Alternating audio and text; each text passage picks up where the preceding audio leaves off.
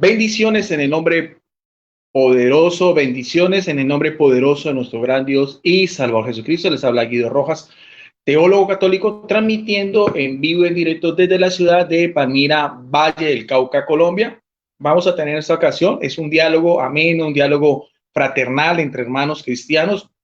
He querido llamar a que haga la atención con dos hermanos, uno católico y uno evangélico, que es el señor Mónico Vázquez, católico, apologista católico, y también nuestro amigo también y hermano evangélico, yo en Colombia, Mónico en Puerto Rico y Pedro Ríos en Chile. Vamos a tener un coloquio para hablar de alguien que nosotros conocemos de tiempo atrás, de hace más de 3 años más o menos, que es el señor que nos tiene un poco preocupados porque evidentemente le tenemos estima, lo queremos también.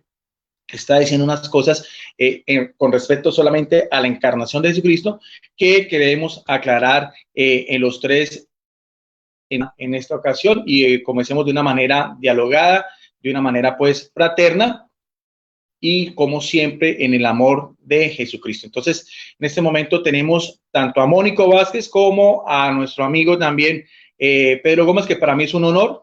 Nunca había hecho una transmisión con Pedro Gómez, pero como le decía, son amigos de tiempo atrás, desde que yo tenía mi primer grupo de debates, que me lo silenciaron, después abrí otro y ahorita también otro, y ellos han sido muy fieles a estar conmigo, acompañándome, entonces yo también les agradezco enormemente. O sea, vamos entonces a darle paso primero a que se presente Ríos y nos diga quién es, su denominación, un poquito de él, y después también daremos paso a Mónico Vázquez. Adelante, Pedro. Amén. Gracias, Guido. Pedro Ríos, no se te olvide. Pedro Ríos. Sí, es cierto, tu grupo fue uno de los primeros donde yo empecé a publicar mis temas. Y ha sido una larga amistad con algunos accidentes, como cuando tú ofrecías meterme a la hoguera por algunas cosas que no estábamos de acuerdo, pero yo todo eso lo entendía en el buen sentido de la palabra. Estuve como administrador, que fue un grandísimo honor en tu grupo, y desafortunadamente, bueno, las cosas han ido sucediendo como suceden.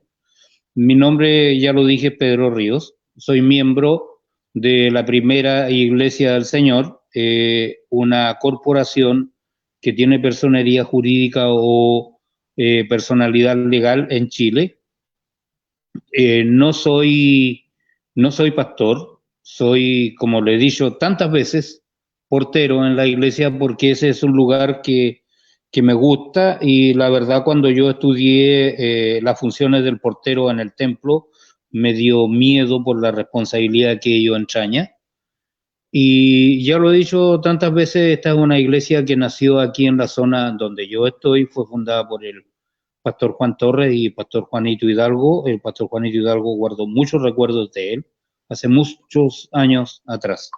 Y estoy ahora en el templo de la corporación. Puedo estar solo porque hay prohibición legal de reunirse de acuerdo a los tiempos que están corriendo y a la pandemia que está. Toque queda a las 10 de la noche en mi patria, y bueno, oramos para que el Señor levante este juicio sobre las naciones y nos pueda permitir y darnos la oportunidad. Y yo creo que Dios está generando una oportunidad de reencuentro en el mensaje del Evangelio, en el mensaje que tenemos que predicar, que es llevar consuelo de parte del Señor a las almas. Dios te bendiga, Guido. Gracias, Pedro. Bendición. Sí, de verdad, con lo que Pedro decía, es razón. Nosotros, cuando yo empecé mi foro, o sea, Gómez como Pedro Ríos fueron muy importantes, porque con Pedro Gómez fue que yo empecé, y también hasta inclusive con Pedro Ríos, pero él no es tanto, incluso él no es tanto de debates. Pedro Ríos es para que él muestre su doctrina, sus enseñanzas, y bueno, esto fue de tiempo atrás, inclusive a veces término despectivo, cuando en ese momento también les fue el pasado, pero siempre nos sigue viendo esa amistad, o sea, la Pedro Ríos y también la filial de Mónico Vázquez, inclusive que tengo que decir algo de Mónico Vázquez, Mónico Vázquez también al principio también solo posteaba y hacía post escrito y decía, Mónico, ya más videos, después se disparó Mónico, ahorita ya es un apologista muy reconocido, católico, también está en un grupo que se llama Los dos les debo mucho. Y también tenemos que decirle a Pedro, evidentemente tenía un foro grandísimo como de 60,000 personas, ese me lo hackearon, abrí otro también, de un momento a otro me lo borraron y en este tercero, otra vez están otras mis amigos fieles, cada uno exponiendo también, porque eso se trata, de que cada uno nuestras creencias. Entonces, también quería hacer ese análisis inicial. Entonces, vamos a darle paso para que también se presente nuestro amigo. Gracias, hermano. Así es así. O sea, yo comencé en las redes sociales escribiendo hasta que conocí al hermano Guido y pues Guido me incitó a que comenzara a salir video y pues hasta el son de hoy. La gloria sea para Dios. Pues soy Mónico Vázquez, apologeta católico, ministro de la música de la parroquia Inmaculada Concepción en Junco, Puerto Rico. Soy catequista también y pues pertenezco a la Iglesia Católica. Así que, bueno, sin preámbulos, voy a darle paso al hermano Guido para comenzar este tema tan interesante, tan intrigante, que créanme que es beneficio para todo cristiano que vea este video. Gracias, Mónico. Bueno, para que tengamos en cuenta, nosotros aquí no queremos ni desprestigiar, ni juzgar, ni estamos haciendo un tribunal inquisitorio contra, como estamos haciendo el personaje que es Pedro Gómez. Pedro Gómez es un personaje evangélico, vive en Miami, Estados Unidos. Evidentemente tiene a veces unas posiciones muy radicales en algunos de sus aspectos, pero y cada uno de nosotros, no solamente mi persona como católico y Mónico también, porque podemos ahorita también hacer una síntesis cada uno sobre los encuentros que hemos tenido de debates con Pedro Gómez. En el caso mío, por ejemplo, yo una vez debatí con él el tema del sacerdocio en el canal de Johnny Soye, que llama Conociendo la Verdad, y después en mi foro entra, a veces me tocaba expulsarlo por declaraciones muy fuertes, después volvía otra vez a entrar y siempre ha sido muy polémico, inclusive que varias personas me dicen, saque a Pedro Gómez de la, perdón, a Pedro, sí, a Pedro Gómez del foro, pero bueno, de eso se trata. Entonces, cada uno de nosotros ha tenido experiencias con Pedro Gómez, como estamos hablando de temas de Biblia y de teología. Antes de tratar, me gustaría para que hiciéramos uno así brevemente, también, por ejemplo, Pedro Ríos, porque él es evangélico, también algunas, si nos puede de una manera muy sintetizada, también algunos de los encontrones, Pedro Gómez, para conocer un poquitico más acerca de la psiquis, de la forma como Pedro Gómez reacciona a veces cuando se le lleva la contraria. Adelante, Pedro. Nico, te puedo pedir un favor si tú me puedes etiquetar para poder yo compartir en mis redes también en el otro teléfono. Los encontrones han sido variados en cuanto a la doctrina.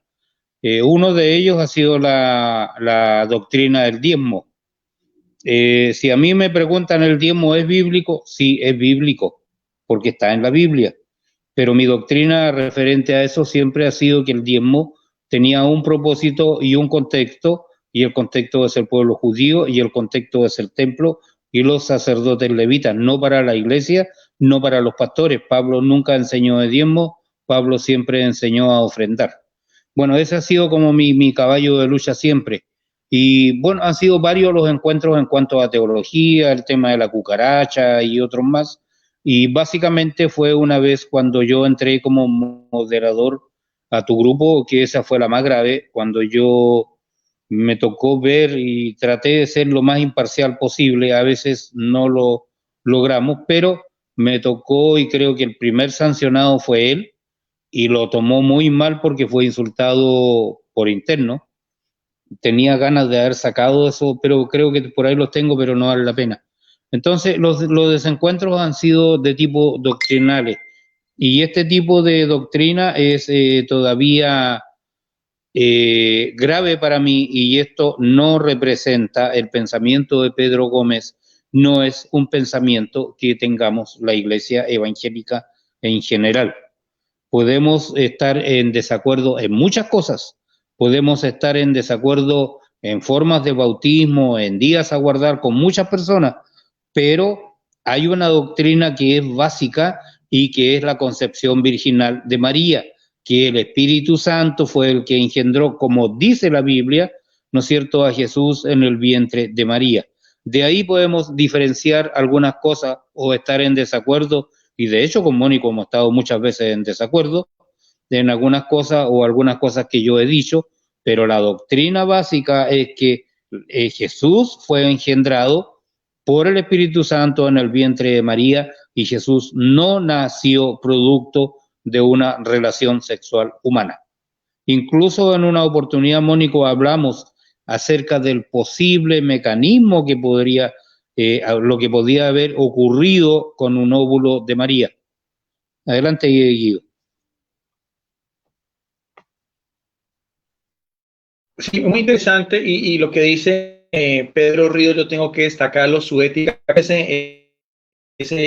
tanto Pedro Ríos en la parte evangélica como Mónico Vázquez fueron, también dice, eso a veces es una labor muy complicada porque evidentemente el sancionar a uno o darle crédito, entonces a veces hay ese tipo, eso también quería destacarlo, la ética y la imparcialidad que tuvieron tanto Pedro Ríos en la parte evangélica como nuestro amigo también Mónico Vázquez en ese aspecto también quería resaltarlo. Vamos a ver entonces para que también Mónico Vázquez nos pueda decir los encuentros de él y algunas pues discrepancias lógicas. Evidentemente, aquí no estamos hablando inclusive que quedamos de acuerdo porque vamos a ser cristocéntrico. No vamos a hablar en relación a la encarnación, vamos a María, si es la Teotocos, siempre nos estamos hablando de una verdad que, como decía esta mañana que hablé con Pedro Ríos, es una verdad bíblica, encarnación de Jesucristo. En eso sí nos vamos a hacer estos que pronto vamos a analizar más adelante. Bueno, pero entonces démosle paso a Mónico Vázquez, también nos diga un poco acerca de los encuentros que hay adelante, Mónico. Sí, gracias, hermano. Bueno, Pedro Gómez, yo creo que desde que yo lo conozco he tenido encontronazos con él. Aunque últimamente hace unos par de meses, años, casi de más de un año, yo creo, he estado pues obviando muchos de sus comentarios y sus videos. Tengo que admitir que la gran mayoría de los encontronazos que he tenido con él son con respecto obviamente a la doctrina católica.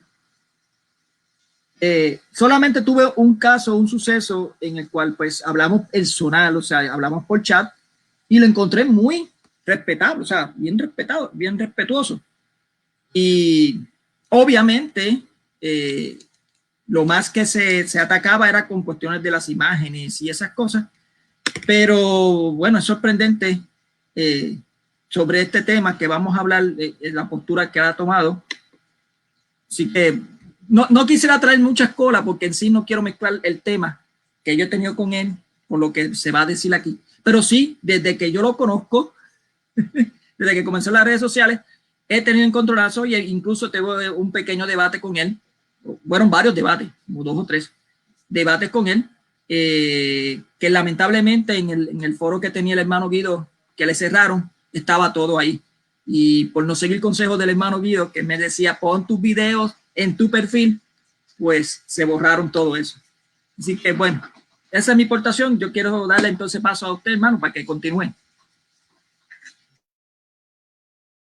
Entonces, hay otra cosa que también, antes de entrar en materia, porque también con eso en sí, de lo de la encarnación de Jesús, se dio porque yo tenía una serie de videos de estudio con el señor Roberto Isa sobre la de Mateo 1.27, que dice, no la conoció hasta que, pero evidentemente, si es María Virgen o no, después de que el nacimiento. Pero Pedro Gómez empezó a hacer algunos videos acerca de esto, en evidentemente de que es hasta que el Geuso, y evidentemente eso sí es lo que se discute.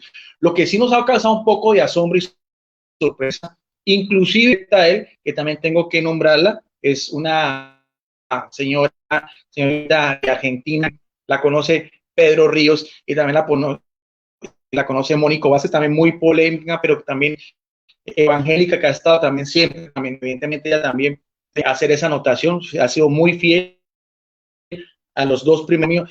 A mí me causó sorpresa en la noche ayer porque los videos de Pedro, pero ella incluso sacó un post que fue lo que más me aterró, donde ya Pedro Gómez está haciendo ya, él, una doctrina de que el nacimiento de Jesucristo fue de un coito ya de José y María, y que el Espíritu Santo, por así decirlo, el que había guiado el espermatozoide para que ovulara a María, y eso misma sacó ya denunciando, esa ya algo que nos parece descabellado. Entonces, ese va a ser en sí el tema que vamos a tratar, porque nos parece toda cualquier tipo de inclusive nuestro propio Pedro Ríos lo está diciendo. Es que todo el meollo del asunto que vamos a tratar en el pie, Pedro Ríos quiere hacer algún paralelo antes o alguna precisamente con la encarnación de María.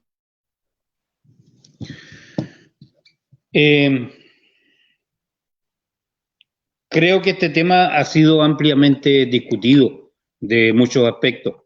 La controversia cristológica parte con la controversia trinitaria, que podría entrar en este apartado porque tiene que ver con la identidad de Cristo. Pero en este asunto la cuestión no termina aquí, porque si Cristo es Dios y también es hombre, ¿cuántas naturalezas, y esa es la gran pregunta, hay en él? ¿Cuántas personas y cómo se relacionan en él la persona y naturaleza? Estas y otras preguntas eran las que se hacían, ¿no es cierto?, y que estaban en el aire, y no eran meras preguntas académicas, sino que envolvían conclusiones importantes acerca de la fe cristiana y la salvación. Básicamente, a veces en la controversia cristológica hubo la tendencia a irse a los dos extremos, y lo mismo que ocurrió con la controversia trinitaria. El primer extremo era negar alguna de las dos naturalezas de Cristo, y el segundo extremo era dividir la única persona de Cristo. Y el combate de los padres que permanecieron fieles a la revelación fue el mantenerse equidistante en ambos extremos. Para mí hay muchas cosas que siempre resultaron duras de digerir debido a la lógica que yo tengo, pero hay sí una regla de fe firme, y es ceñirme atentamente a lo que está escrito y no comenzar a asumir que yo sé de teología y sé tanto que puedo ya empezar a contradecir a la cantidad de especialistas en lenguas, ¿no es cierto?, griegas y arameas o hebreas, y poderlo entrar a contradecir porque yo tengo una concordancia de Strong, o tengo un diccionario de griego, o tengo un diccionario del Antiguo Testamento. No, tengo que ceñirme necesariamente a lo que está escrito y confiar en que el Espíritu Santo a mí me trajo esta Biblia, y que contiene la revelación necesaria para mi salvación y acerca de las cosas importantes.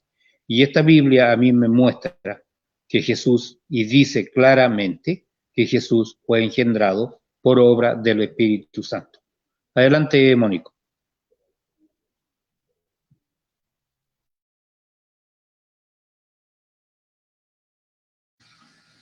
Sí, bueno,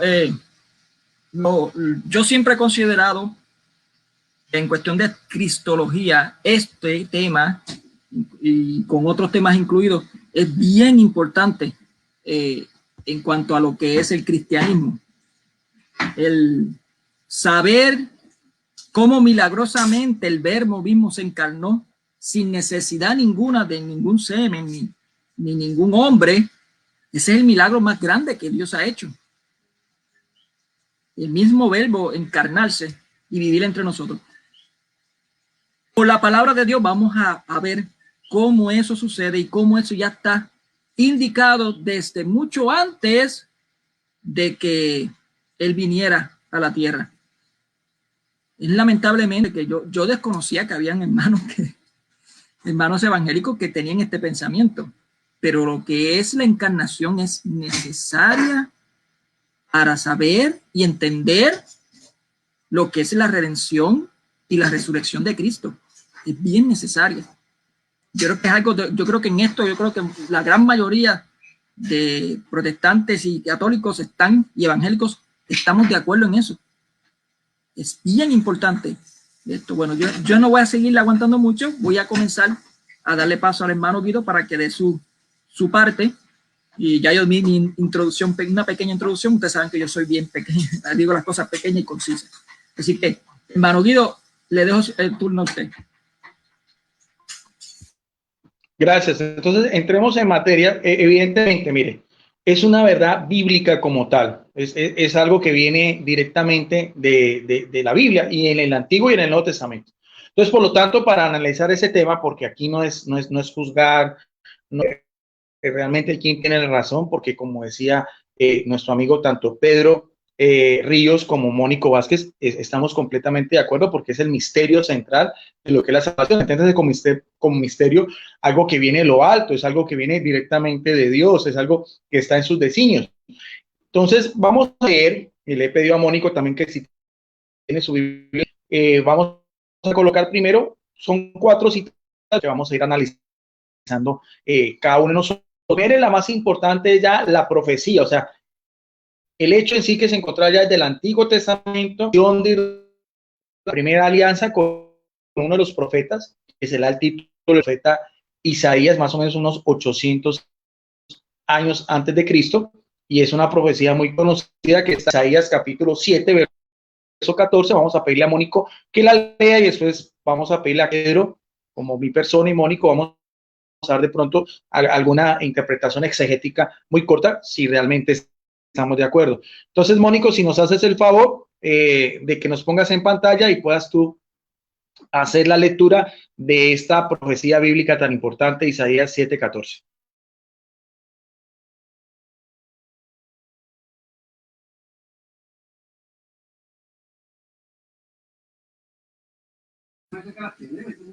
Sí. Ok, dígame el texto, hermano. 7:14 vamos a analizar en primer lugar, después cada uno va a dar alguna nota. Muy bien. Dice la palabra de Dios, la bendita palabra de Dios. Pues bien, el Señor mismo va a dar una señal. He aquí que una doncella está encinta y va a dar a luz un hijo y le pondrá por nombre Emanuel. Cuajada y miel comerá hasta que sepa rehusar lo malo y elegir lo bueno. Porque antes que sepa el niño rehusar lo malo y elegir lo bueno, será abandonado el territorio cuyos 2 reyes te dan miedo. ¿Continúa? Sí, solamente hasta el 14, Mónico. Sí, hasta el 14. Okay. Era Isaías 7:14. Esa, sí. Ahora bien, vamos a cada uno, si quiere. Es más, decía también, si quiere, para que hagamos una acotación también para darle paso también a los Ríos, cómo entiende este texto. En este mismo también libro profético, también en Isaías, en el capítulo 9, el verso 5, creo que en las Biblias evangélicas aparece el verso 6 también. Mónico, quiero que vuelvas a leer otra vez solamente Isaías y vamos a hacer el paralelismo con Isaías 9:5 y que Pedro Ríos haga la interpretación de estos 2 textos proféticos. Otra, porque solamente el 14, Isaías 7:14, después Isaías 9:5 y 6. Isaías 7:14 dice, porque antes, no, pues bien, el Señor mismo va a daros una señal. He aquí que una doncella está encinta y va a dar a luz un hijo y le pondrá por nombre Emanuel. Isaías 9:5 dice, porque una criatura nos ha nacido, un hijo se nos ha dado, estará el señorío sobre su hombro y se llamará su nombre Maravilla de Consejero, Dios fuerte, siempre Padre, Príncipe de paz. Grande su señorío y la paz no tendrá fin sobre el trono de David y sobre su reino, para restaurarlo y consolidarlo por la equidad y la justicia, desde ahora y hasta siempre. El celo de Yahvé Sebaot hará eso.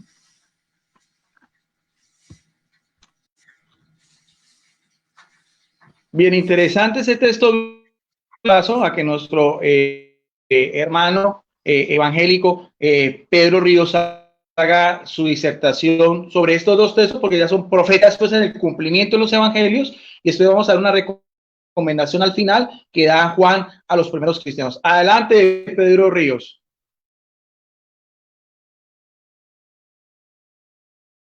Eh, 14.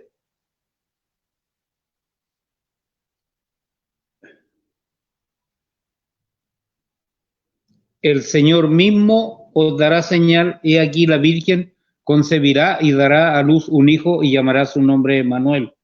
Y esta es una de las profecías más famosas concerniente al nacimiento de Jesús, el Mesías en la Biblia. También nos ilustra un principio de la profecía que puede tener tanto un cumplimiento próximo como uno lejano. Alguien dijo que este pasaje es uno de los más difíciles en toda la palabra de Dios. Puede que sea así. Si yo ciertamente no pensaba que lo era, hasta que vi los comentarios tenían y que decir al respecto, y me levanté después de haberlo leído completamente confundido. Esto lo dijo un famoso comentarista que es Spurgeon. Y es característico de la profecía predictiva que constantemente mezcla diferentes tiempos en una imagen. Pero el cumplimiento próximo de esta profecía se centraba, pues debemos decirlo, alrededor de Acaz, en Jerusalén, y el ataque de Israel y Siria. Para Acaz la señal se centraba alrededor de un lapso de su tiempo, pero también nos está proyectando y está hablando de una señal. El nombre Emmanuel es una representación y dice Dios con nosotros. Entonces, ¿por qué nosotros deberíamos temer al enemigo? Si nosotros nos situamos en el contexto histórico de esta profecía, primero se refiere a Acaz, pero después se está refiriendo a Jesús, una virgen, una mujer virgen. ¿Qué es una virgen? Una mujer que no ha tenido contacto con varón. He aquí que la Virgen concebirá, y esa concepción va a ser una señal. No es raro que una virgen conciba cuando ha tenido contacto con varón, es la forma natural, pero si es una señal, es que esta concepción de la virgen iba a ser sobrenatural, y esto iba a ser notorio a todos. Adelante, Mónico.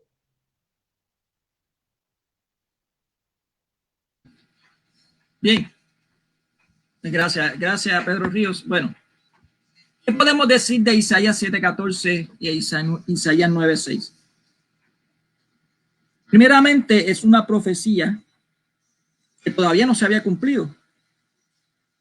Y está indicando, este profeta está con júbilo indicando lo que Dios tenía planificado hacer para la humanidad. Primeramente, en Isaías 7:14 le dice a todo un pueblo de que le iba a dar una señal. Y la señal era clara, la señal es clarísima. A partir de una doncella, recordemos que algunas versiones utilizan la palabra doncella, otras versiones utilizan la palabra virgen, pero sabiendo la cultura judía, una doncella puede ser una niña de aproximadamente 13, 14, 15 años. Para poder ser casada tiene que ser virgen. Por eso es que le dicen doncella. Bien, para que pudiese casarse. Si no fuese virgen, entonces era riesgo a ser apedreada. Bien. Y indica que esta doncella, esta virgen, iba a estar embarazada de un niño. Y en ningún momento indica que es por parte de un varón. Indica que iba a estar embarazada siendo virgen. En Isaías 9, 5 al 6, si no mal me acuerdo, está hablando unas características que tiene este niño. Y una de las características bien importantes es que es Dios fuerte. Y eso de Dios fuerte solamente y únicamente se le daba a Yahvé. No existe ningún ser humano que se le daba ese título. Consejero, tenía un señorío, está hablando de un señorío que estaba por encima de todo. Este texto es bien claro, indicando de algo sobrenatural, algo milagroso, algo que en el pueblo judío iba a ser bien difícil que se tolerara, que se pudiera ver que una virgen sin ninguna relación tuviese al mismo Dios, al Dios fuerte. Eso es lo que está indicando. Así que yo creo que esto es lo más básico. Yo voy a darle paso al hermano Guido para que pueda complementar lo que nosotros dos hemos dicho.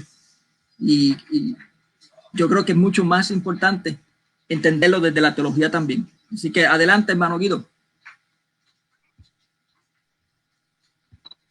Gracias, Mónico. Sí, mire, coincidimos igualmente los tres. Esa profecía, como decíamos, es de Isaías, como decía también nuestro amigo Pedro Ríos. El contexto es con el dios Acaz, pero sabemos que son profecías mesiánicas, una de las casi 100 profecías son con el mesianismo de Jesucristo.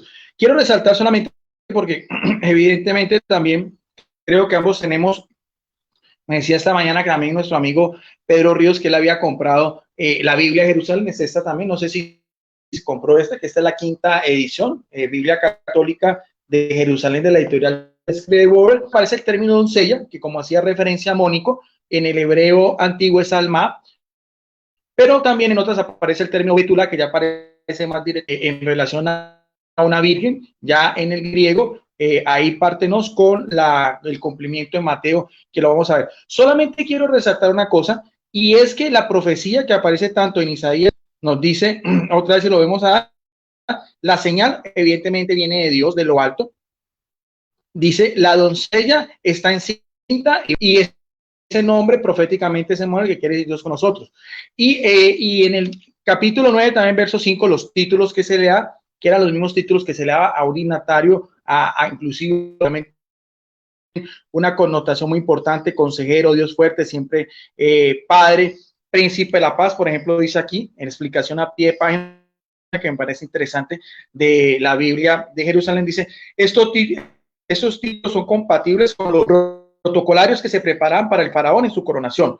El hijo del linaje real tendrá la sabiduría de Salomón, la bravura y la piedad de David, las grandes virtudes de Moisés y los patriarcas. Interesante eso porque resume en sí todo lo que en el Antiguo Testamento se presagió, todos los prototipos, porque tanto Abraham, el mismo Isaac, Moisés, David, todos son prototipos de lo que es Jesucristo, que es el cumplimiento de lo que son todas esas promesas del pueblo de Israel. Y realmente quiero destacar, porque llama la atención, de que aparte de los títulos del linaje que va a tener y que es una señal por una doncella, no nos dice el texto en sí cómo va a ser ese nacimiento.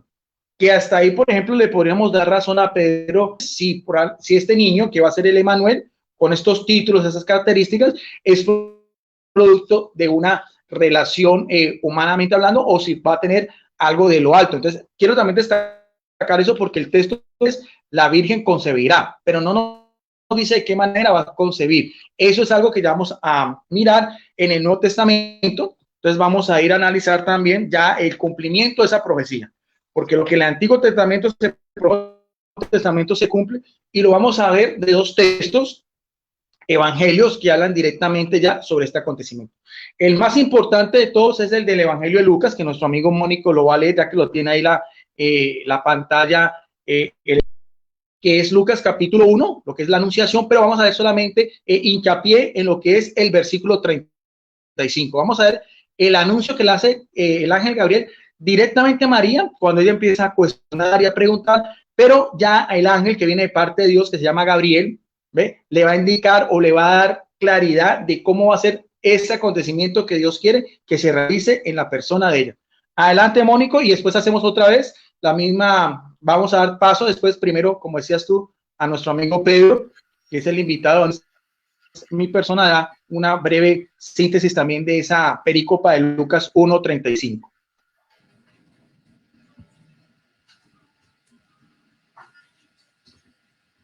Dice la bendita palabra de Dios. Sí, escuchen aquí. El ángel le respondió: el Espíritu Santo vendrá sobre ti y el poder del Altísimo te cubrirá con su sombra. Por eso el que ha de nacer será santo y será llamado Hijo de Dios.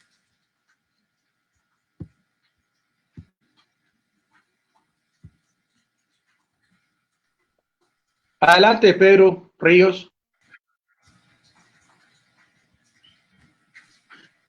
Gracias, Mónico. Yo dije que el cumplimiento próximo de esta profecía era acá, pero también va mucho más allá. Sabemos que este pasaje habla de Jesús porque el Espíritu Santo le dijo a través de Mateo: he aquí una virgen concebirá y dará a luz un hijo y llamará su nombre Emmanuel, que traducido es Dios con nosotros, Mateo capítulo 1, verso 23. Y sabemos también que este pasaje habla de Jesús porque la profecía no se dirige solamente a Acaz, sino también a toda la casa de David. Dice: oíd ahora, casa de David. Sabemos que este pasaje habla de Jesús porque dice: he aquí la Virgen concebirá, y esa concepción sería una señal a toda la casa de David. Aquellos que niegan el nacimiento virginal de Jesús, les gusta señalar que la palabra hebrea de la que se traduce virgen, que es alma, también puede ser traducida como mujer joven. Efectivamente, la idea es que Isaías simplemente está diciendo que una mujer joven daría a luz, no una virgen, como dicen algunos, mientras que el cumplimiento cercano puede tener referencia a una joven dando a luz, como en el caso de Acaz. El cumplimiento lejano o final claramente apunta a una mujer que milagrosamente concibe y da a luz. Esto es especialmente claro porque en el Antiguo Testamento nunca se usa esa palabra en algún otro contexto que no sea virgen, y porque la Septuaginta la traduce categóricamente como virgen, partenos. Si yo quiero buscar, como decimos acá en Chile, buscarle las 5 patas al gato y traducirlas de otra forma, tendría que estar diciendo que yo sé más que estos traductores bíblicos y que los que tradujeron mi buena Reina Valera 60. Sabemos que este pasaje habla de Jesús porque dice que será conocido como Emmanuel, que significa Dios con nosotros. Y eso fue cierto en Jesús como un hecho, que no solo como un título. Emmanuel habla tanto de la deidad de Jesús, Dios con nosotros, y su identificación y cercanía con el hombre, Dios con nosotros. Jesús es realmente Emmanuel, Dios con nosotros. Cristo, de hecho, no fue llamado con este nombre Emmanuel en ninguna parte que podamos leer, pero la importancia de este nombre es más fuerte, afirmada y reconocida de haber sido hecha real en él. Y él es de esta manera llamado Dios con nosotros o unido a nosotros, lo que no puede ser aplicado a un hombre que no es Dios. Denota no solo el poder de Dios, el cual usualmente despliega a través de su sirviente, sino una unión de personas donde Cristo se convierte literalmente, de acuerdo a la Biblia, en el Dios hombre. Y yo quiero aclarar algo aquí. Yo muchas veces hemos estado en algunos desencuentros con Mónico, donde yo digo que Cristo en la tierra fue hombre. La Biblia me nombra un sinnúmero de textos donde dice que Dios fue hombre, pero de pronto aparece Jesús diciendo: antes que Abraham fuese, yo soy. Y dice que él y el Padre son uno, y los judíos querían apedrearlo, matarlo, porque esto para ellos era una blasfemia. Y de pronto aparece el buen Pablito en una de sus epístolas hablándome de que Él es el gran Dios y Salvador, Jesucristo. Entonces Jesús no fue un simple hombre. Y la concepción virginal de María podría tener una explicación, pero si la Biblia lo dice, yo tengo que creerlo. Tengo que creerlo. La Biblia lo afirma. Por eso es que dice que la concepción virginal sería una señal, sería un hecho inaudito, un hecho que marcaría un punto en la historia, un hecho que no había acontecido antes. Adelante, Mónico.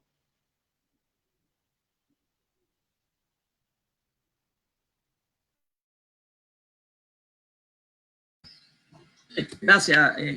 Vamos a darle tiempito que el hermano Guido Rojas entre. Se cayó la señal, así que él puede entrar otra vez cuando él quiera. Bueno, el texto ahora para estudiarlo es Lucas 1:35.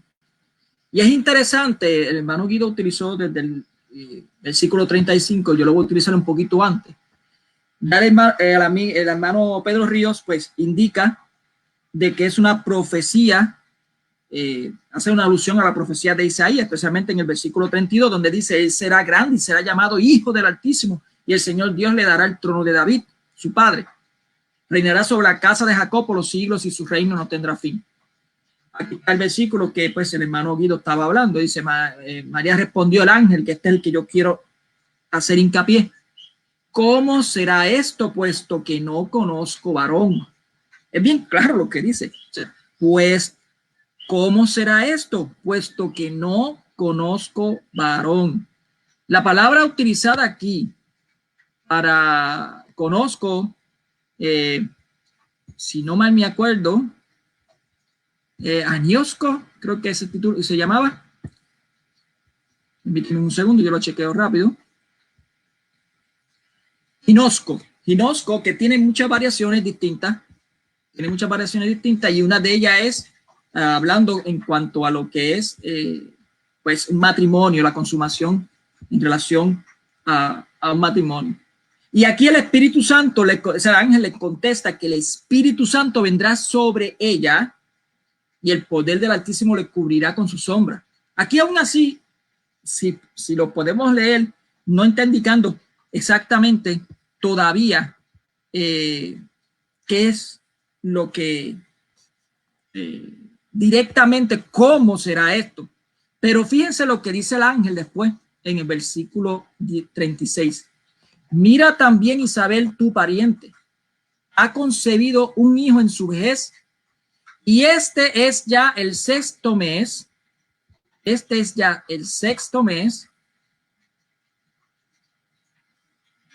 De ella que llamaban estéril, porque ninguna cosa es imposible para Dios. O sea, el evangelista Lucas está indicando que lo que iban a hacer de María era un milagro patente.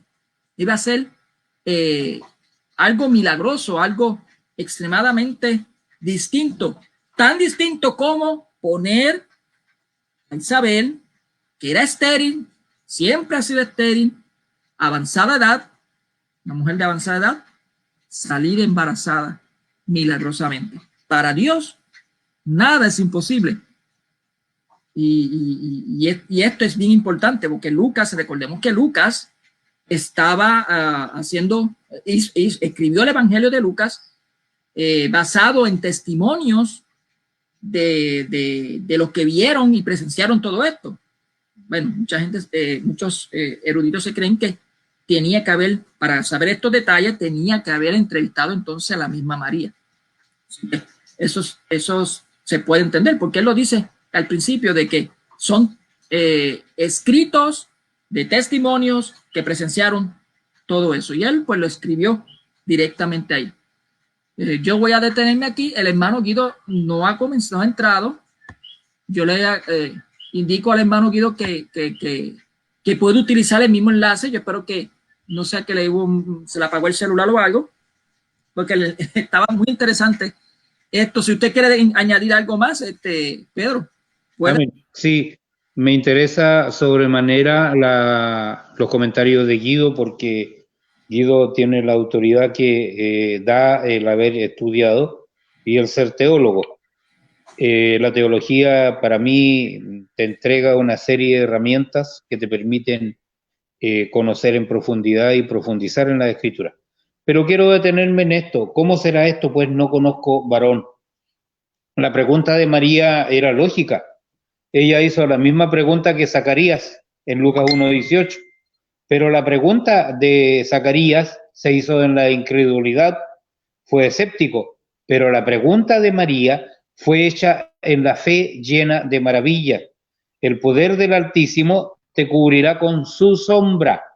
Gabriel respondió que el poder del Altísimo en la persona del Espíritu Santo sería cubrir con su sombra a María. Repito, el poder del Altísimo te cubrirá con su sombra. Gabriel le respondió que el poder del Altísimo en la persona del Espíritu Santo sería cubrir con su sombra a María. Y la palabra eclipse significa cubrir con una nube. Te cubrirá como en la nube de la gloria, la Sequiná de Éxodo 16:10 y Éxodo 19, verso 9, o la nube de la transfiguración en Mateo 17:15. Esta nube es una manifestación visible de la gloria y la presencia de Dios, lo que significa que el mismo poder de Dios que estuvo con Moisés y otros en el Antiguo Testamento, ahora iba a ser una obra única en la vida de María.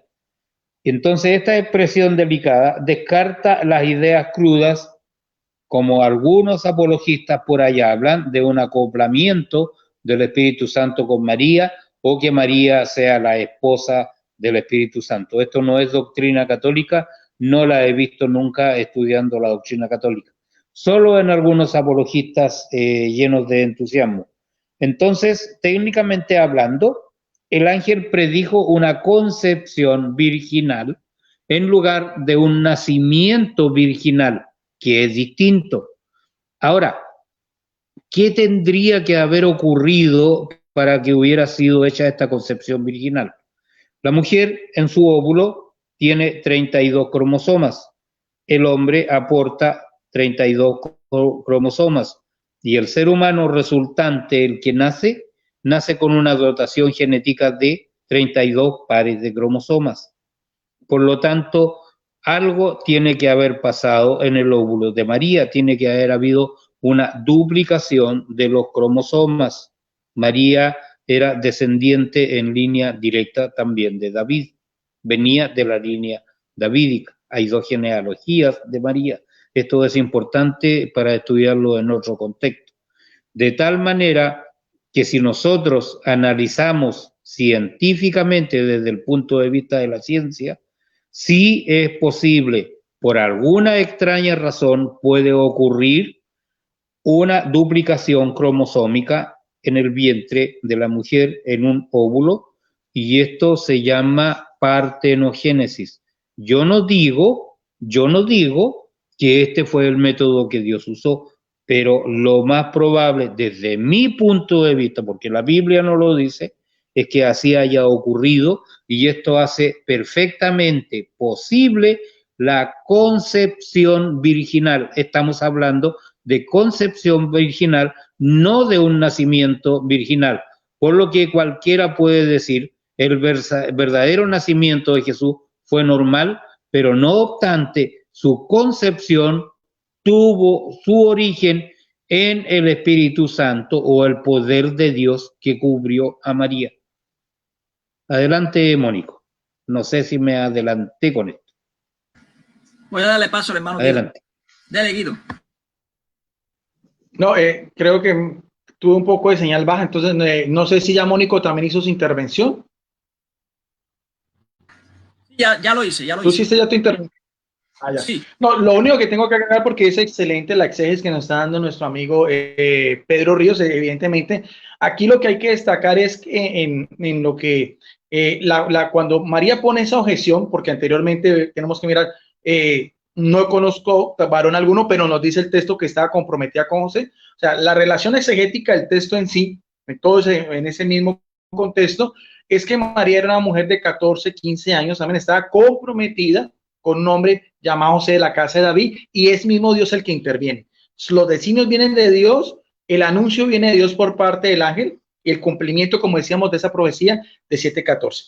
Cuando María pregunta eso, porque aquí podemos darle razón a lo que dice Pedro Gómez, si va a ser en que ese hijo que va a tener ella, porque le está indicando que en el versículo anterior dice reinará sobre la casa de Jacob por los siglos de los siglos y su reino no tendrá fin. O sea, queda claro que María ya conocía, como toda mujer judía, esas mismas profecías, ese mismo anhelo de ser la madre del Mesías, y hasta ahí está bien. Lo que no decía el texto en sí, que digamos de Isaías 7:14, es la forma como Dios va a hacer que ese Mesías venga en carne.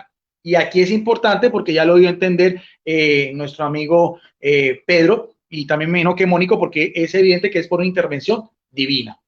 Y lo interesante del caso es, si vamos a ver también, como decía, de la parte de vista pues de la fisiología, de la parte de vista de la anatomía, importante porque es lo natural. Porque si seguimos en el texto, sigue diciendo la idea de que esa concepción va a ser del Espíritu Santo que viene de lo alto. 6 nos va a dar también una idea muy importante. Dice, mira también, Isabel, tu pariente, que era una mujer ya estéril, de edad avanzada, ha concebido también, anterior a María, un hijo en su vejez, ese sí por un coito natural con su esposo Zacarías, en el 6º mes, y era llamada estéril. Y lo que me llama más la atención, y en eso sí no cabe ninguna duda, es lo que sigue diciendo a continuación el versículo 37. Tanto la concepción de Juan el Bautista, de una mujer estéril, ya con un hombre mayor, naturalmente, como la concepción virginal de María por el Espíritu Santo, en ambos casos, y eso sí no que mayor duda, es lo que dice a continuación, porque no hay nada imposible para Dios. O sea, es Dios el que está por encima de todas las leyes naturales, de la misma anatomía de la mujer, de la misma forma con que se conciben los seres humanos. O sea, que quede claro que eso viene directamente de Dios. Pero en María, especialmente, como decía nuestro amigo Pedro, que alcancé a escuchar, es la misma relación con esa doncella, con esa Betulá, con esa virgen también en esa misma concepción, y que es fruto de Dios porque quiere que su hijo se encarne y hágase hombre en la humanidad. Y de hecho también, porque también alcancé a escuchar a Pedro Ríos que decía ya el título de Manuel, evidentemente el título de Manuel es el simbolismo, es la forma profética, pero aquí también cambia, porque aquí ya no le va a llamar Emanuel, sino la característica especial. No solamente el título honorífico con que lo va a identificar, que también veíamos en Isaías 9, de príncipe de paz, Dios eterno, admirable consejo, sino que la característica especial de ese hijo que va a tener María es que le llamará hijo de Dios. Ese título de hijo de Dios también aparece en Segunda de Samuel, aquí si vamos al Antiguo Testamento, Segunda de Samuel capítulo 7, verso 14, Segunda de Samuel 7:14, yo seré para él un padre y él será para mí un hijo. ¿Ve? Ahí está una relación directa, o sea, esa misma unión hipostática, también la parte divina que le viene en su persistencia a Jesucristo desde toda la eternidad, también en el prólogo de Juan 1:1, y también la parte humana, que también podemos hacer ese paralelismo con Gálatas 4:4, cuando dice, en el cumplimiento de los tiempos, Dios envió a su hijo, otra vez aquí, ese mismo hijo unigénito, nacido de mujer y nacido también bajo la ley. La otra cita bíblica que quiero que también analicemos es también la duda que tenía José, y que también es muy claro para ver ese mismo contexto que aparece en Mateo capítulo 1, verso 20. Entonces vamos a pedirle también a nuestro amigo Mónico Vázquez que busque Mateo capítulo 1, verso 20, y también vamos a tener otra vez el mismo esquema, Pedro Ríos, después Mónico y después mi persona. Pero antes entonces vamos a decirle a Mónico que nos dé también la idea central que aparece en un sueño, también explicándole ya al ángel a José. Mateo 1:18. Perdón, 20. Dice la bendita palabra de Dios. Así lo tenía planeado cuando el ángel del Señor se le apareció en sueños y le dijo, José, hijo de David, no temas tomar contigo a María, tu mujer, porque lo engendrado en ella es del Espíritu Santo.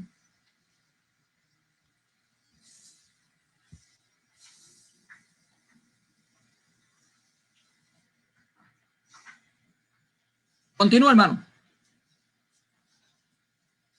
No, hasta ahí, esa era la pericopa. No sé si de pronto Pedro Ríos quiere hacer alguna acotación, porque veo que es complementario al texto de Lucas para reforzar que viene del Espíritu Santo. Pero quisiera de pronto si Pedro Ríos quiere hacer alguna anotación. Mateo, ¿cuánto me dijiste? 1. Pero antes, perdón, quiero complementar un poco con el texto porque se me quedó una idea en el tintero. Cuando dice el santo ser quien nacerá, debido a que esta será la forma en su concepción, él sería el santo es decir, iba a ser diferente de todos los demás, será llamado Hijo de Dios. Esto no tiene el mismo impacto en nosotros hoy en día debido a nuestra cultura, a nuestra falta de familiaridad con la idea de ser un hijo de Dios. Pero María y todos los otros judíos de su cultura sabían lo que eso significaba. Este niño sería igual a Dios, según Juan 5, verso 18. Jesús no, y esto que quede claro, esto es lo que yo pienso, Jesús no se convirtió en el Hijo de Dios, él sería llamado Hijo de Dios, reconociendo su naturaleza divina desde toda la eternidad, como lo hace Juan 1 adelante. He aquí, dice tu pariente, pero esto es lo que yo quería recalcar. El texto que tú me pedías, Guido, era Mateo 1:20.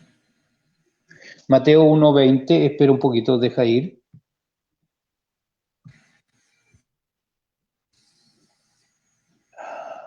Lo leo otra vez para beneficio de los que están escuchando. Así lo Sí, tenía espera.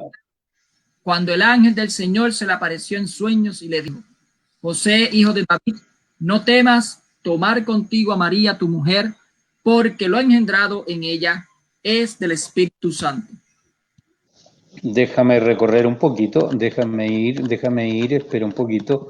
Es aquí donde hay un texto que me gustaría, bueno, pero a Guido se lo voy a dar en particular, que lo encontré yo en la Biblia de Jerusalén. Ahí es donde difiere el hecho de María, que nosotros como evangélicos la reconocemos por la grandeza de esta joven mujer judía. Reconocemos y la honramos por lo que ella significa para nosotros y significó para Jesús. Aquí donde comienza la diferencia, pero lo fundamental es que esta doctrina, pero un poquito, 1:20, déjame volver atrás un poco. Lo fundamental es que esta doctrina es fundamental para nosotros, es la doctrina primordial. Si nosotros desconocemos el nacimiento de Jesús, en la concepción divina de Jesús y el nacimiento virginal de Cristo, estamos echando por tierra todo el Nuevo Testamento y toda la base en que se fundamenta nuestra fe. Un ángel habla a José en un sueño y le convence, ¿no es cierto?, de que no se divorcie de María. ¿Por qué? ¿Por qué tuvo que hablarle el ángel? Y aquí donde estaba el error. Porque me gustaría que Guido nos hablara un poco del contexto natural, de lo que significaba estar desposado, no casado. Ellos no tenían relaciones y no podían tenerlas todavía por cultura, sino hasta un año después. Y es por eso que el ángel tiene que convencer a José y decirle: no temas recibir a María tu mujer, porque lo que en ella es engendrado del Espíritu Santo es, y dará a luz un hijo y llamarás su nombre Jesús, porque él salvará a su pueblo de sus pecados. Nosotros como evangélicos somos solo escritura. Si alguien piensa distinto a esto, y si alguien piensa y le da otra interpretación, y como dice la profecía bíblica, si alguien aparece con otro evangelio distinto al que es enseñado, sea anatema. Es así de simple. Un ángel del Señor, este no era el ángel del Señor, sino sencillamente un ángel del Señor. Quizás fue Gabriel, a lo mejor no, quien es prominente en los anuncios a María y Zacarías, pero ellos fueron visitas reales del ángel, pero esto es presentado a José en sueños, y el sueño vino pensando él en esto. José era comprensiblemente perturbado por el embarazo misterioso de María. Si alguien está diciendo que el embarazo de María era producto de una relación sexual de José, aquí lo está desmintiendo. Entonces, él veía el futuro y qué debía hacer él hacia ella, aunque había decidido dejarla secretamente, no se sentía cómodo con esa decisión. Y el ángel le dice: José, hijo de David. El título hijo de David debía haberle alertado a José de que había algo muy importante en ese mensaje. Hijo de David es una referencia al linaje legal de José al trono de David. Lo que en ella, dice la Biblia, la sola escritura, estimado amigo, lo que en ella es engendrado del Espíritu Santo es. Parece que María no le había dicho a José que ella estaba embarazada por el Espíritu Santo, y esto no nos debe sorprender, porque ¿cómo podía una muchacha judía de alrededor de 14 años o cualquier persona aparte de Dios explicar tal cosa?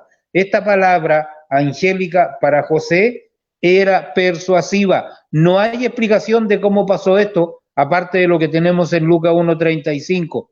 Esta concepción maravillosa de nuestro Señor es un misterio donde no debemos entrar mucho, y por eso se llama un cubrimiento de sombra, lo llama Lucas 1:35. No hay ni un matiz de la mezcla de deidad y humano en términos estrictamente físicos de que hablan los paganos. En vez de eso, el poder del Señor manifestado en el Espíritu Santo, de quien se esperaba que fuese activo en la edad mesiánica, hizo la concepción de manera milagrosa. Adelante, Mónico.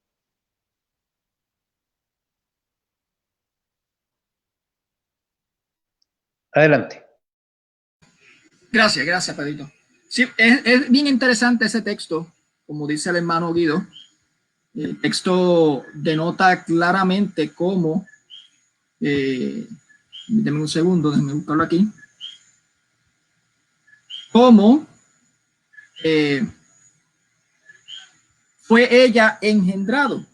Dice bien claramente que fue engendrado del Espíritu Santo mismo. Ahora, yo quisiera, antes de leer ese texto, de hablar del texto de 20, leer el texto 18. Ese texto 18 está muy interesante.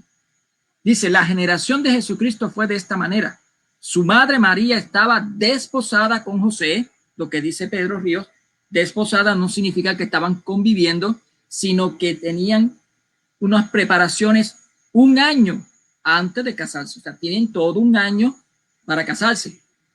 Y aquí confirma lo que dice Pedro Ríos. Y antes de empezar a estar juntos,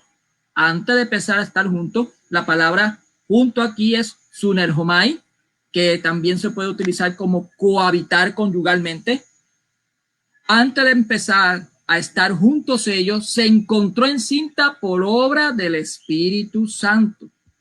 Y en el versículo 20 lo indica también otra vez que es del Espíritu Santo lo que iba a salir de María, indicando claramente, Mateo, de que ese niño no tenía relación ninguna con ningún varón, no estaba relacionado con ningún varón, sino solamente y únicamente del Espíritu Santo y de María.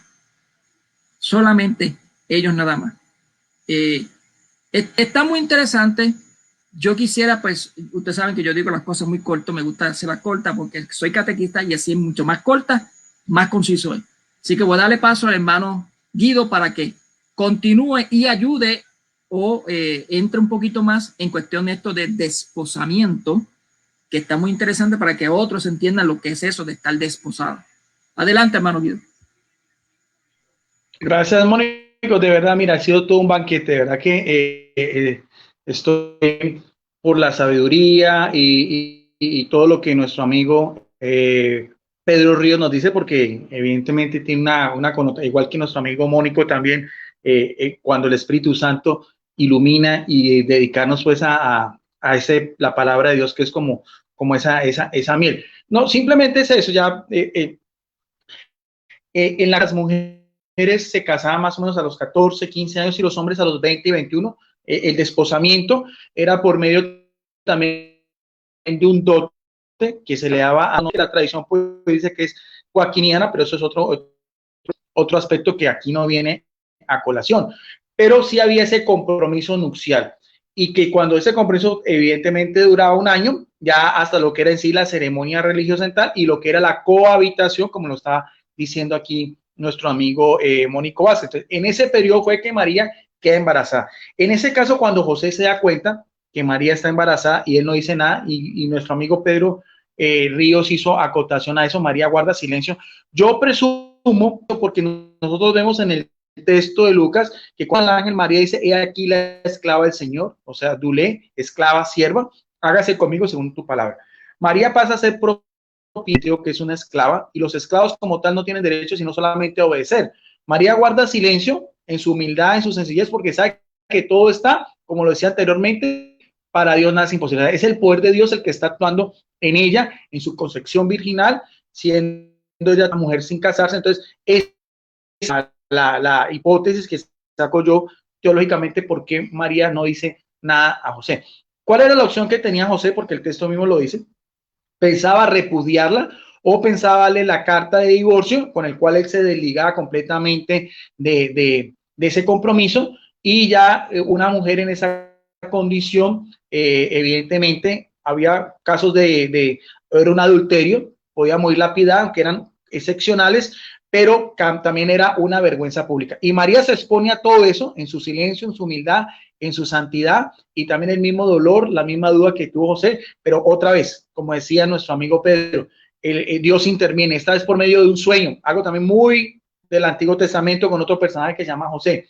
Y lo que estamos aquí centrándonos cristológicamente, porque estamos hablando es de Jesucristo.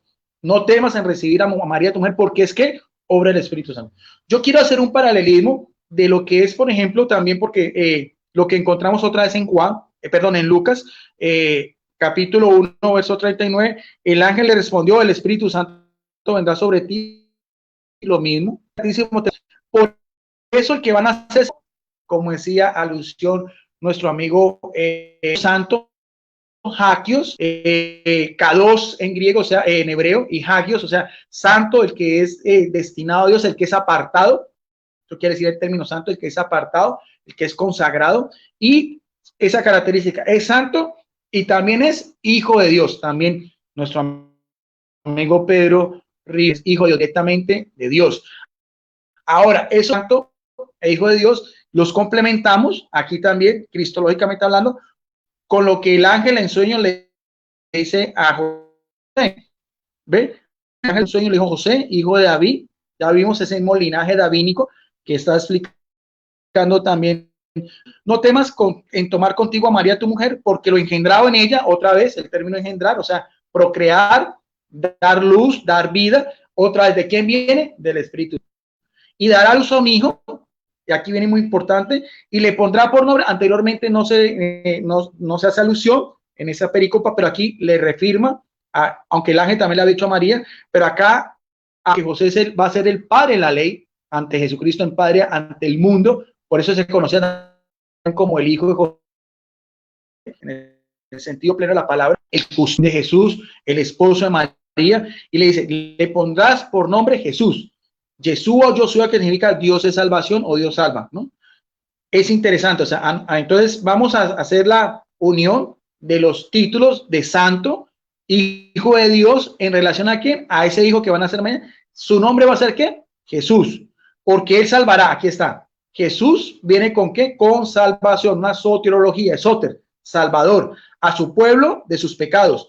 Y en el versículo 22 va a reafirmar ya la profecía mesiánica. Todo esto sucedió para que se cumpliera lo dicho por el Señor, el Adonai, el Kyrios, Dios, por medio del profeta. Y aquí trae a colación, sí, otra vez Mateo, la Virgen, aquí sí aparece el término Virgen, pártenos, la pártenos que concebirá y hará a su hijo y le pondrá por nombre Manuel, que traducido significa Dios con nosotros. O sea, interesante porque quería hacer esa unidad de los títulos de santo, de la naturaleza de Jesucristo, que es hijo de Dios, de también de su nombre, que va a ser Jesús, porque los padres eran los que colocaban el nombre a su hijo también, y los que circuncidaban a los hijos a los 8 días, y también proféticamente hablando va a ser también el Emmanuel, que quiere decir Dios con nosotros.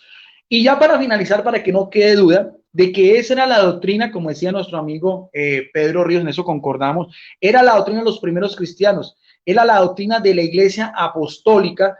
Lo vamos a ver ya al final, nuestro amigo Mónico Vázquez, en lo que es ya el compendio jovánico, escrito ya hacia la 97, ya finalizando la era cristiana, con el último, los apóstoles, testigo ocular, el discípulo amado, ¿ve? Que nos hago que ya empezaron, que negan también la encarnación de Jesucristo, su humanidad, los gnósticos, y también después vinieron los docetistas. Entonces, por eso es que esa epístola de Primera de Juan es muy importante. Ese aviso que da de todos posteriores hasta el día nos lea esto a consideración. Primera de Juan 4:3, vamos a buscarlo rapidito. Muy bien, voy a ponerle aquí la captura.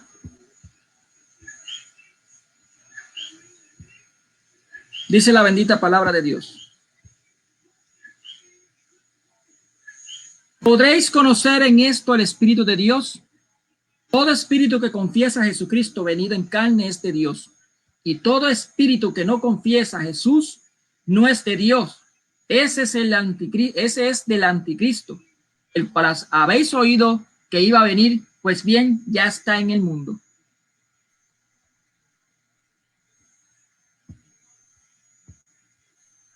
¿Ya?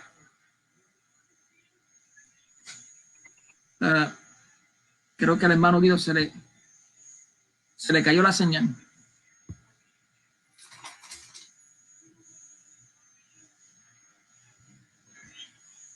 Bueno, se le cayó. Voy a darle paso entonces a Pedro Río, el hermano Pedro Río, para que pueda continuar hablando sobre ese tema, o si quiere añadir algo más.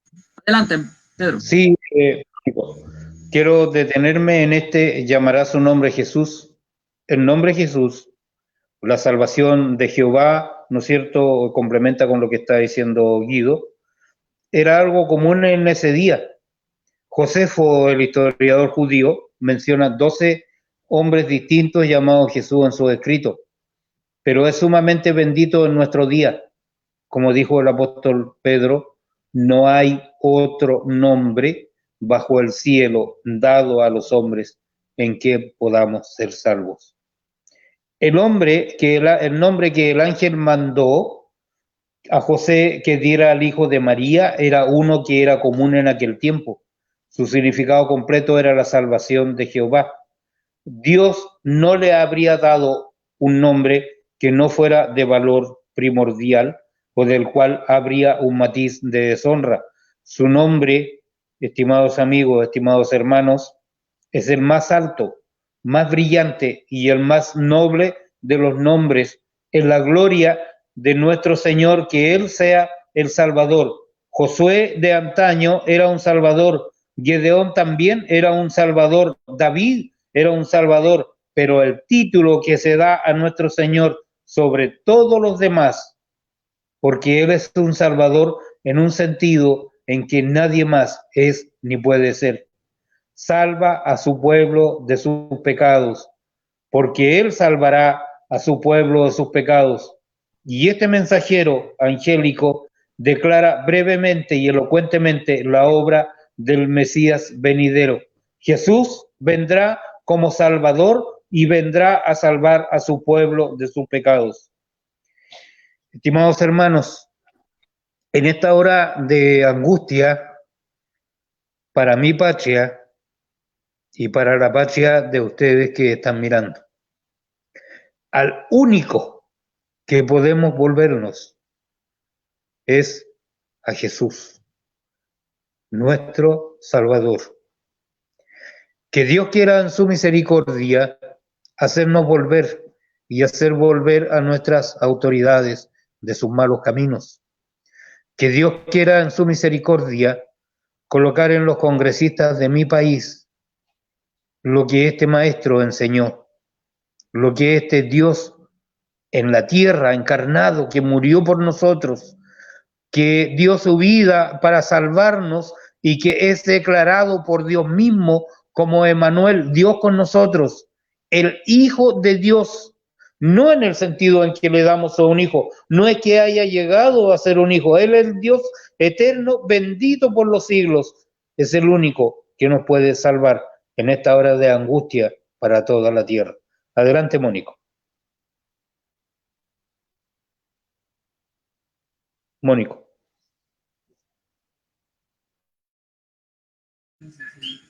Muy bien, muchas gracias, Pedro, por eso el mensaje, y me secundo a esa oración a nivel mundial. Todas las naciones, cerrarse al Señor Jesucristo y doblar piernas. Bueno, aquí claramente está hablando la santa palabra de Dios de cómo es directamente la encarnación misma del verbo de Dios. Fíjense que dice, y todo espíritu que no confiesa a Jesús no es de Dios, ese es el anticristo. Pero en el versículo 2 indica claramente venido en carne. La palabra venido está indicando de que anteriormente estaba en otro lugar. Y va a ir a otro lugar, de un lugar a otro lugar.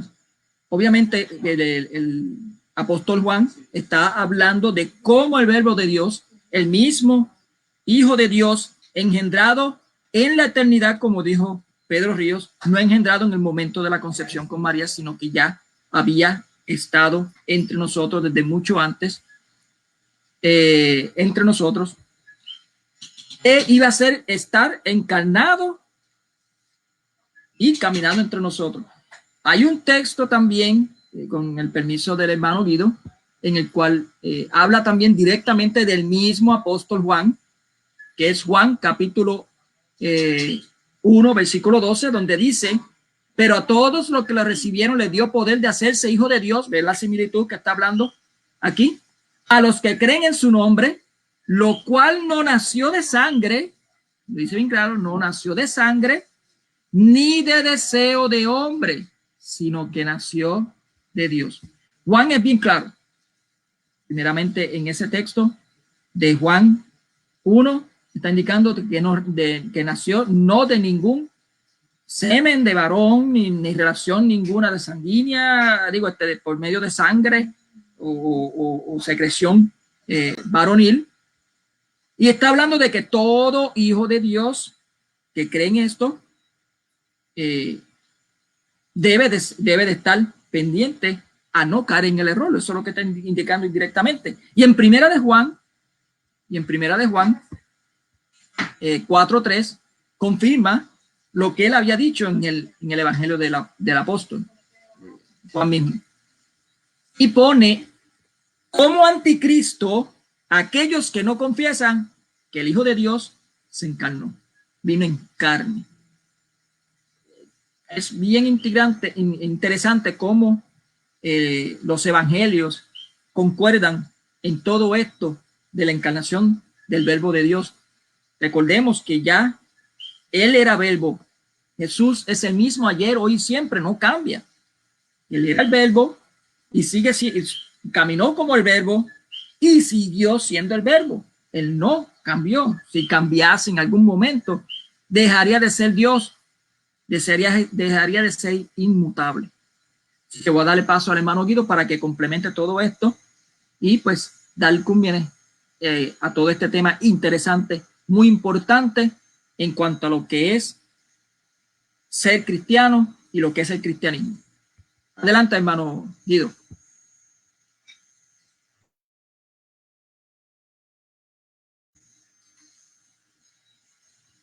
Aparentemente tiene problemas otra vez. Qué triste, el hermano Guido. Hermano Guido, puede entrar, salir y entrar otra vez. Yo le voy a sacar para que pueda entrar otra vez, ¿ok?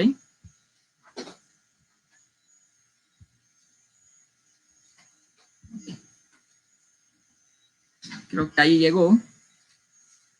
Permíteme un segundo. Ahí está llegando. Bueno, Guido, si hay una forma de usted acercarse más al Wi-Fi, como usted quiera, pues lo puede hacer. No se ve nada. Bueno, Pedro, si quiere añadir algo más, puedes añadirlo. Amén. Quiero ir a una cosa que es fundamental para nosotros. Seguramente con Mónico vamos a diferir, o con Guido también, en algunas cosas. Pero en esto estamos de acuerdo y esto es fundamental. Esto es la base de la fe cristiana. Todas las cosas, dice la Biblia, por Él fueron hechas, y sin Él nada de lo que ha sido hecho fue hecho. En Él estaba la vida, y la vida era la luz de los hombres. La luz en las tinieblas resplandece, y las tinieblas no prevalecieron contra ella. Todas las cosas por Él fueron hechas, y sin Él nada de lo que ha sido hecho fue hecho. El Verbo creó todas las cosas que fueron creadas, por lo tanto, Él mismo es un ser no creado, como escribió el apóstol Pablo en Colosenses 1:16. En Génesis 1:1 se dice que Dios creó todas las cosas, y en este versículo se dice que Cristo ha creado todas las cosas. El mismo Espíritu infalible habla a través de Moisés y a través de los evangelistas. Por lo tanto, Cristo y el Padre son uno, como él mismo Jesús lo declaró. En él estaba la vida, el Verbo es la fuente de toda la vida, no solo la vida biológica, sino el mismo principio de la vida. La palabra griega antigua traducida como vida es zoe, que significa el principio de la vida, no bios, lo cual es solo vida biológica. El poder que crea vida y mantiene todo lo demás en existencia estaba en el Logos, estaba en el Verbo. Y la vida era la luz de los hombres, y esta vida, luz de los hombres, hablando de luz espiritual, así como de luz natural, no es que el Verbo contenga vida y luz, Él es vida y luz. Yo soy el camino, la verdad y la vida. Sin Jesús estamos muertos y en oscuridad. Estamos perdidos de manera significativa. El hombre tiene un miedo innato hacia la muerte y la oscuridad. La luz en las tinieblas resplandece y las tinieblas no prevalecieron contra ella, no la superó. Es otra manera de traducir la frase, no prevalecieron contra ella. La luz no pierde poder contra la oscuridad, y la oscuridad nunca va a prevalecer contra ella. Estimado amigo, en este día, en esta hora negra para la humanidad, en que mucha gente tiene temor y tiene miedo, acércate a Jesús. Estaba leyendo la historia de una niña que estaba mirando en un día de tormenta los barcos en una bahía, y los barcos iban de un lado para otro, pero ella observaba que había una boya en medio, y esa boya, si bien es cierto, se hundía con las olas, permanecía en el mismo lugar. Ahora, cuando le preguntó al padre por qué la boya no se movía, por qué la boya siempre estaba en el mismo lugar, el padre le respondió que era porque la boya tenía un ancla. Tú no te vas a mover de tu lugar, tú no te vas a mover de la fe si tu ancla es Cristo Jesús. Y Él es el que te puede ayudar en esta hora negra, en esta hora de miedos. Con esto, Guido, yo quiero despedirme y darte las gracias por esta oportunidad. Espero haber de alguna forma haber contribuido y haber llenado en alguna medida las expectativas. Esta es mi fe. Esta es mi fe fundamental en aquel gran Dios y Salvador que me da vida eterna, en aquel gran Dios y Salvador a través del cual puedo tener la seguridad de que nada me va a mover de mi centro, de mi lugar de equilibrio, que es Cristo Jesús. Dios le bendiga mucho. Dios te bendiga, Guido. Adelante, Guido.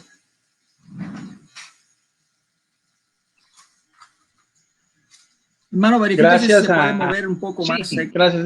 Estoy teniendo problemas de que bueno, ya me voy a mirar a ver porque ya me ha salido varias veces. En fin, ese era el objetivo que queríamos analizar de tres ópticas. Eh,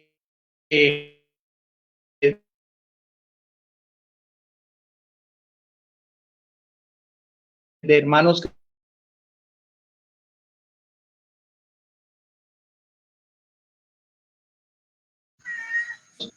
y evidentemente ya esto de forma de fe probable el espíritu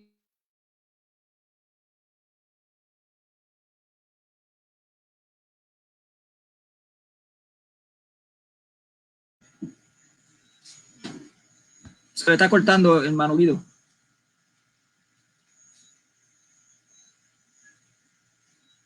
Tiene que tratar de acercarse o apagar el Facebook o los Messenger para que no se le interrumpa.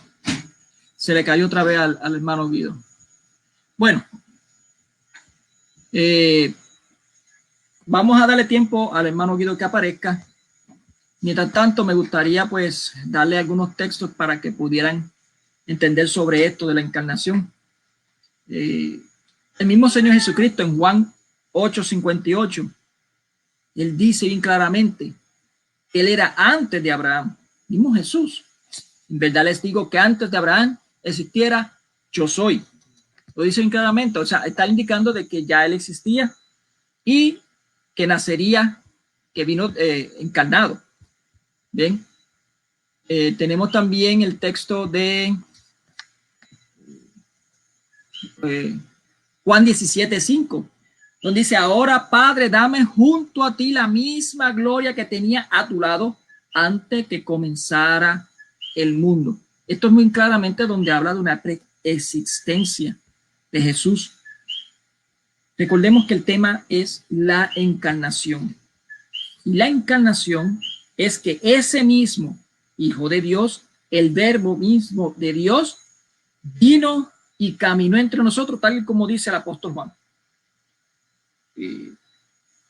Algo que estaba indicando el hermanito Pedro y amigo Pedro era sobre la partenogénesis. Y quiero aclarar algo para los que entienden un poco sobre la porque no entienden esto sobre la partenogénesis. La partenogénesis no puede, o sea, según la ciencia, no puede pasar en ningún ser humano. No ha pasado. Por lo menos científicamente no se ha comprobado. Sí pasa en peces y en algunas plantas. Lo que pasa, ocurre algo en los peces que sin necesidad de fecundación, o sea, sin necesidad de un varón, la hembra comienza a tener una división meiótica en sus óvulos y comienza a tener lo que se llama un embrión. En los seres humanos no ocurre eso. La explicación que dio el amigo y el hermanito Pedro Ríos posiblemente sea eso, y eso sería un milagro grande, porque utilizar la misma naturaleza para tener y dar a luz al Mesías. Wow, eso es fantástico. Voy a darle paso al hermano Guido para que pueda culminar. Hermano Guido, ¿estás ahí?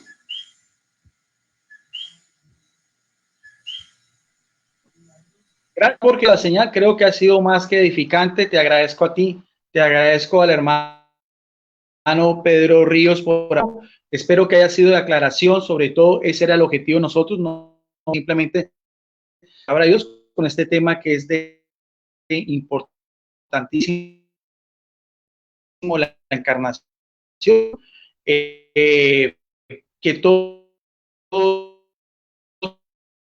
sea para la mayor gloria y honra de nuestro gran Dios. Y gracias.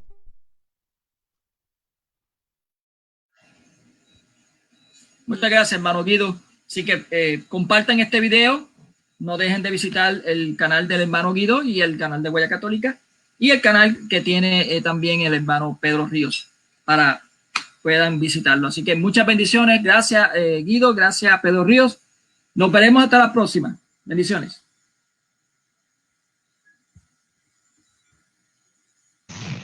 Ahora, Pedro Ríos. Bueno, ya, estamos fuera ya, ¿no?